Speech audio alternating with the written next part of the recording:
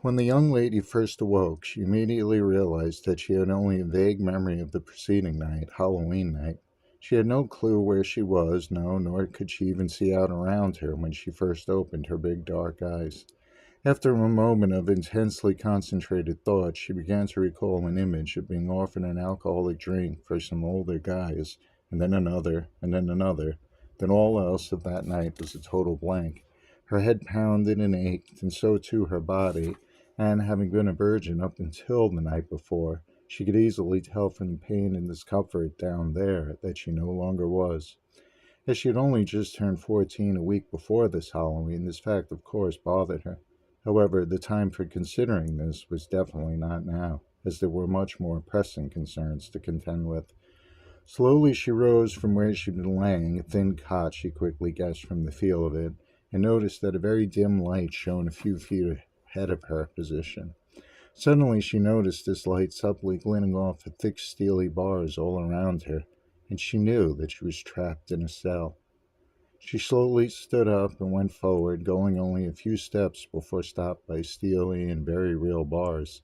For certain she was caught by someone or something. Grasping the bars tightly, she was about to call out for help when, just in view before her, she observed a small lone table with a dark shape atop of it. The light she'd noticed flickered from within this shape, seeming a jack-o'-lantern, one that appeared roughly cut and as if melting.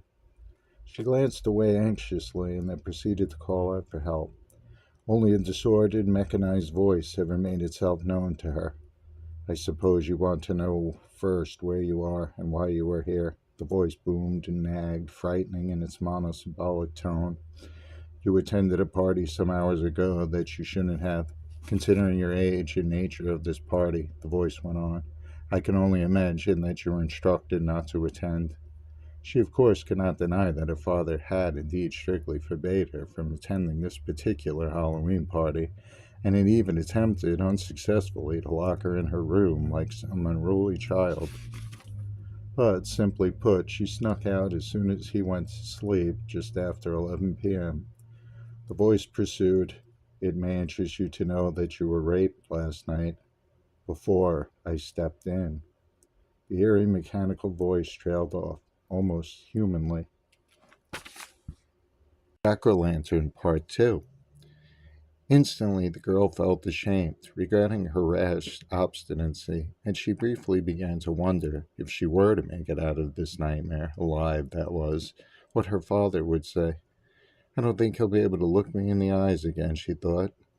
"And since you are incapable of making the correct choices in life, and before worse trouble befalls you, I have stepped in and decided to keep you locked up, for a time, until you can be trusted to look after yourself properly."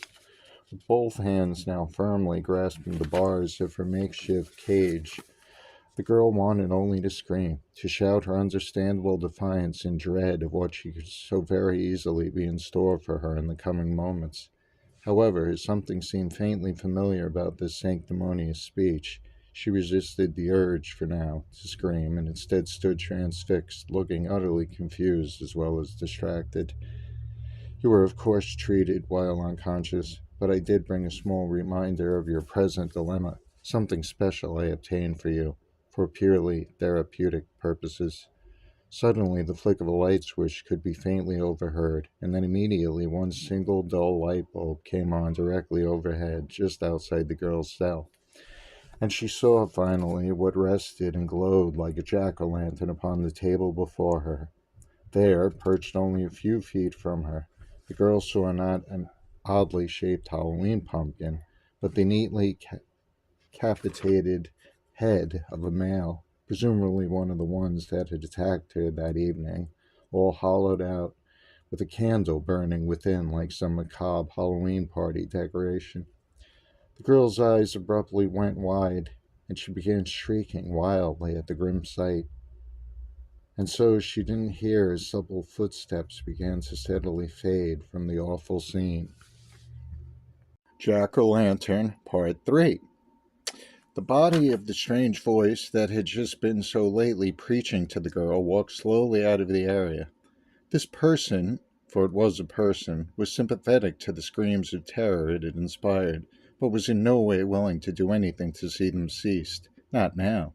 She could be dead, the person thought with a man's voice in its head. The man briefly sighed, then walked out through a doorway.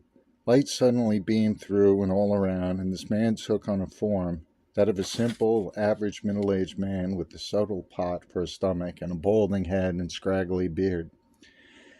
And he went through this normal home casually, making a beeline for the kitchen and the fridge, where he blindly reached in and grabbed the cold beer. He cracked it open and guzzled it from it like on a warm summer day working in the yard. Children, the man said aloud, hoping and believing this, just as any father might. The end.